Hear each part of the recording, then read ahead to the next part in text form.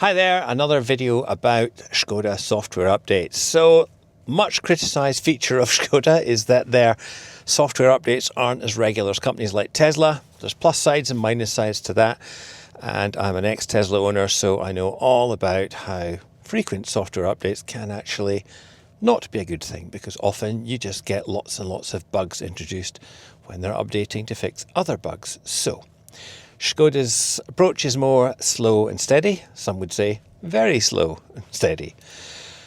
So I'm sitting not in my car, but I'm sitting in my neighbour's Enyaq 60. It's a first generation car. It's on 3.7 software and it is ready to be updated. So last time I spoke to Skoda in the Czech Republic, they said that there were about 40,000 cars still to be updated to 3.8. And I asked about my neighbour's car and I was told he'll just have to be patient and it will come, so keep the faith. So they didn't use those words, but they said be patient. So I just got a call from my neighbour saying the car is ready for an update. Would I like to film it? And so I thought I would do that and share with you exactly how it works, because if it happens to you, you may not notice that it is ready for an update. So let's get to it. As you can see from the car, it's on the version 3 software. You can tell that because the icons are actually quite big and bold. On the latest car software, these are all on green icons or green squares. I actually quite like this look. It's much simpler. It's quite clean. People complain about not having the latest software, but I don't think this is at all bad. I actually think when you're on the move, this stuff's quite easy and clear to see.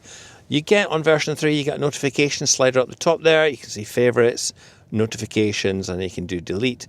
So the number 3 up there indicates that there are 3 notifications. Applications update.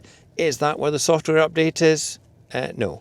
If I press on that, you'll see that it says, hopefully, if we've got a signal here, and we have, this update is free, and there is a new function, messages.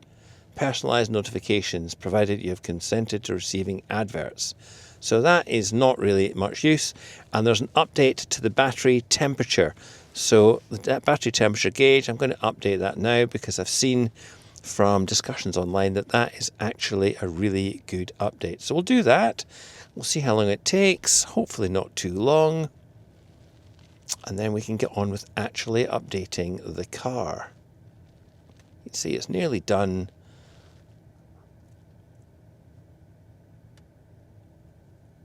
And there we go. Application update will be applied on the next start of the vehicle. So that's all good.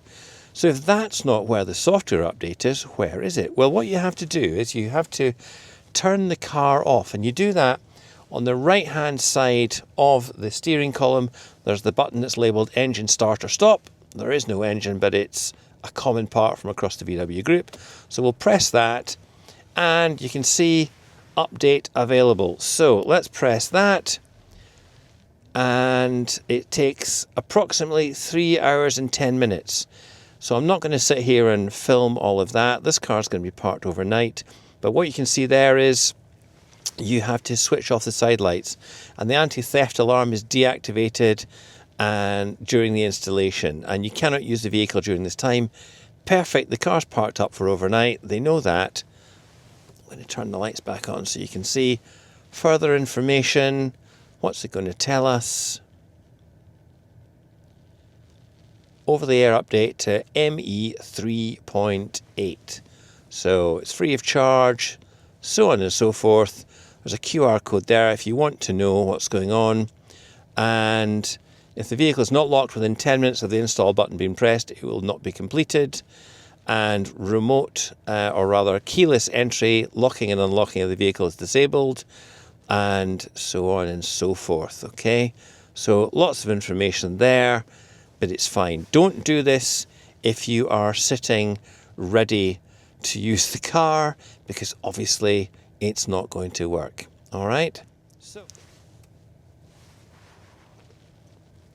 Okay, so as you can see there, the last thing to do is switch off the side lights. Now, what I'm going to do is I'm going to open the door. You might be able to see what we do is down here to the right of the steering wheel, you need to switch off the side lights, and then it will cycle through with each press of the button.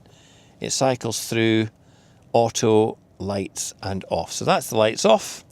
I'm now going to go back over here. I'm going to hit install. Please leave and lock the vehicle. And that's it. I've now got 10 minutes to get out, and I will do so. That's all for this video. And this car in the morning will be ready to go on version 3.8. It doesn't bring lots and lots of new features, but it is the very latest. Lots of bug fixes, all that good stuff. So please, if you've got this offered to you, do take it, because that way your car is as up to date as it possibly can be. And who knows, don't ask me, because I don't know yet if there will be a 3.9 in future. I just don't know, or 3.10, 3.11, so on and so forth. I just don't know. But hopefully that's of some use. Hopefully it helps you. If you've got this update offered to you, you know what you can do. Do not do it if you're planning to go off and make a trip, because it will take at least 3 hours and 10 minutes, as it's shown there. So, as my neighbour's done, do it here when it's parked up ready for the evening, and you can lock your car, leave it, and the car will get on and do its thing. Thanks very much for watching. See you in another video very soon.